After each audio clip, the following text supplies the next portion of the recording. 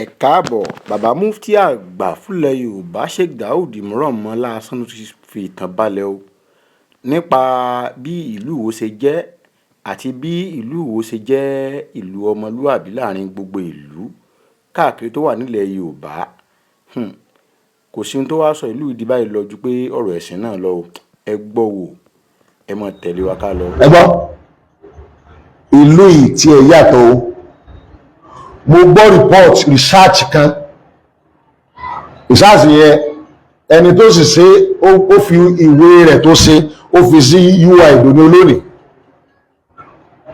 Ó ṣe research nípa àwọn ilẹ̀ Yorùbá ìpìlẹ̀ àti ìyàtọ̀ wọn.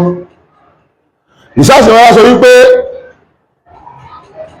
ìjọmọnìyàn ọmọlúàbí ibi tó ti dáa jù ìlú Ìwó ni. Pé ṣùgbọ́n tẹ́ bá fẹ́ máa sọ pé lẹ́yìn Ìwó ìlú kan ẹ rí pé àwọn ìlú tó pé àwọn mùsùlùmí àbá àwọn òǹkéwù dominate ẹ̀ lẹ́yìn Ìwó pé ìlú Ìwó ni number 1. Ọmọ pé wọ́n á máa sọ pé ọmọ fẹ́ ibì kan ìnìdákan rẹ̀ lórí mímbàrí.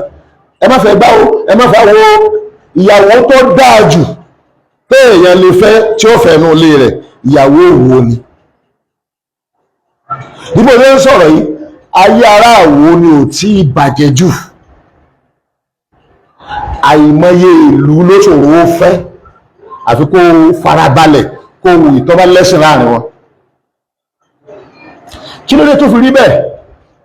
Ní gbogbo south east south west tí gbogbo ẹ̀ gbé south west ní ìfọkànbalẹ̀ rẹ̀ lọ́jọ́ kò kìíní. Ẹ̀gbọ́n mi south west ló free jùnú lọ́fọkànbalẹ̀ jùnú south mẹ́tẹ̀ẹ̀ta. Ẹ máa gbọ́ o. South west wá ní state mẹ́fà. Report sọ wípé Ọ̀ṣun state lọ́wọ́ secure jù níbi kidnapping àbí insecurity situation.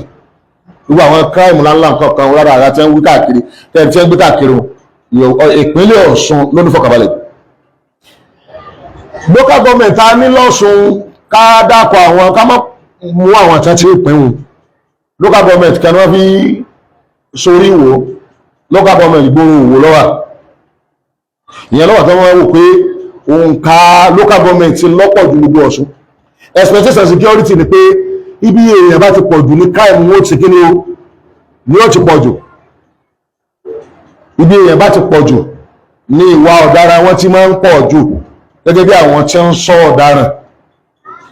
For your information, nínú gbogbo local government ta níbi 30 ta ní lọ́ṣun, Ìwó local government ló wà secure jù.